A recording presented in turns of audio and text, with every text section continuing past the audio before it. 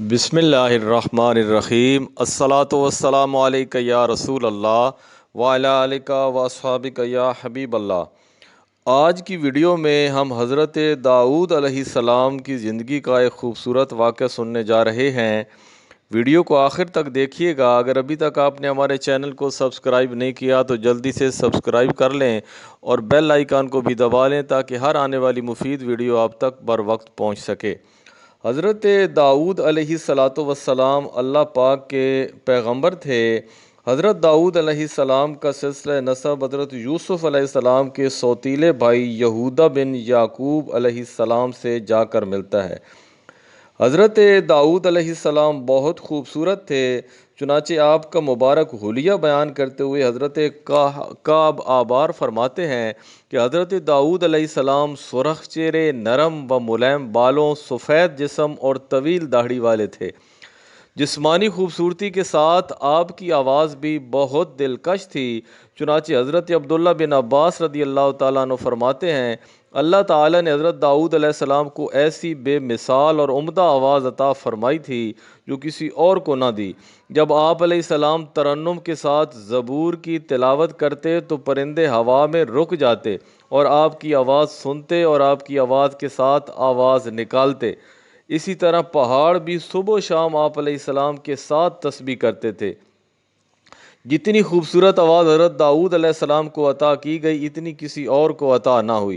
جب آپ علیہ السلام زبور شریف کی تلاوت کرتے تو پرندے اور جنگلی جانور آپ علیہ السلام کے ارد گرد جمع ہو جاتے اور تلاوت سننے میں اس قدر مگن ہوتے کہ انہیں کھانے پینے کا کچھ ہوش بھی نہ رہتا، یہاں تک کہ ان میں سے بعض کی بھوک پیاس سے جان چلی جاتی۔ حضرت وہب بن منبہ رحمۃ اللہ علیہ فرماتے ہیں جو بھی آپ علیہ السلام کی آواز سنتا وہ جھومنے لگتا تھا۔ آپ علیہ السلام جیسی سریلی آواز سے زبور شریف کی تلاوت کرتے ویسی آواز کبھی کسی کان نے نہ سنی تھی۔ آپ علیہ السلام کی ترنم سے بھرپور آواز سن کر جن اور انسان، پرندے اور مویشی ایسے مگن ہو جاتے کہ ان میں سے بعض بھوک کی وجہ سے مر جاتے۔ آواز کی خوبصورتی کے علاوہ حضرت داؤد علیہ السلام میں یہ خصوصیت بھی تھی کہ آپ بہت کم وقت میں پوری زبور کی تلاوت کر لیتے تھے، جیسا کہ نبی کریم صلی اللہ علیہ وسلم نے ارشاد فرمایا حضرت داؤد علیہ السلام پر قرات آسان کر دی گئی تھی۔ آپ علیہ السلام گھوڑے پر کاٹھی ڈالنے کا حکم دیتے اور گھوڑا تیار ہونے سے پہلے پہلے زبور مکمل پڑھ لیتے تھے۔ حضرت داؤد علیہ السلام کی 99 بیویاں تھیں۔ اس کے بعد آپ نے ایک اور ایسی عورت کو پیغام دے دیا جسے ایک مسلمان پہلے ہی سے پیغام نکاح دے چکا تھا، لیکن آپ کا پیغام پہنچنے کے بعد عورت کے رشتہ دار دوسرے کی طرف بھلا کیسے التفات کرنے والے تھے، لہٰذا آپ کے لیے راضی ہو گئے اور آپ کا اس عورت سے نکاح ہو گیا۔ یہ بات نہ تو شرعاً ناجائز تھی نہ اس زمانے کے رسم و عادت کے خلاف، لیکن شان انبیاء بہت بلند اور اعلیٰ ہوتی ہے، اس لیے یہ آپ کے منصب عالی کے لائق نہ تھا، تو مرضی الہی یہ ہوئی کہ آپ کو اس پر آگاہ۔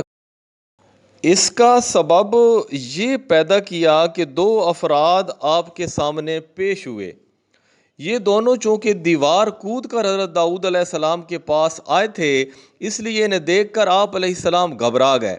یہ گھبراہٹ فطری اور طبعی تھی، کیونکہ کسی شخص کا عادت کے برخلاف بے وقت اور پیرا توڑ کر اس طرح آنا عام طور پر بری نیت سے ہوتا ہے، اور جو خوف اور گھبراہٹ طبعی ہو وہ نبوت کے منافی نہیں ہوتی۔ یہ دو افراد جو آئے تھے یہ حقیقت میں فرشتے تھے جن کو اللہ پاک نے بھیجا تھا۔ اب انہوں نے حضرت داؤد علیہ السلام سے عرض کیا کہ آپ ڈریے نہیں، ہم دو فریق ہیں، ہم میں سے ایک نے دوسرے پر زیادتی کی ہے، تو ہم میں آپ حق کے ساتھ فیصلہ فرما دیجئے اور حق کے خلاف نہ کیجئے گا اور ہمیں سیدھی راہ بتا دیں۔ بے شک یہ میرا بھائی ہے، اس کے پاس 99 دمبیاں ہیں اور میرے پاس ایک دمبی ہے، اب یہ کہتا ہے کہ وہ بھی میرے حوالے کر دو، اور اس نے اس بات میں مجھ پر زور ڈالا ہے۔ یہ آنے والے چونکہ فرشتے تھے، حضرت داؤد علیہ السلام کی آزمائش کے لیے آئے تھے، اور انہوں نے جو یہ کہا ہم میں سے ایک نے دوسرے پر زیادتی کی ہے۔ حضرت داؤد علیہ السلام خاموشی کے ساتھ ان کی بات سنتے رہے۔ اس سے معلوم ہوا کہ اگر کوئی شخص گفتگو کے آداب کی خلاف ورزی کرے تو اسے فوراً ملامت اور ڈانٹ ڈپٹ کرنے کی بجائے پہلے اس کی بات سن لینی چاہیے، تاکہ یہ معلوم ہو جائے کہ اس کے پاس کوئی جواز تھا یا نہیں، اور اگر جواز نہ بھی ہو تو ہر صورت میں صبر ہی کرنا چاہیے، جیسا کہ داؤد علیہ السلام نے فرمایا۔ بہرحال حضرت داؤد علیہ السلام نے دعویٰ سن کر دوسرے فریق سے پوچھا تو اس نے اعتراف کر لیا۔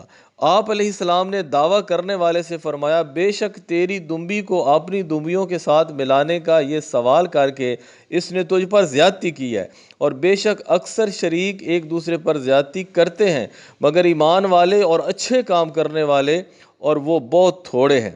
حضرت داؤد علیہ السلام کی یہ گفتگو سن کر فرشتوں میں سے ایک نے دوسرے کی طرف دیکھا اور تبسم کر کے وہ آسمان کی طرف روانہ ہو گئے۔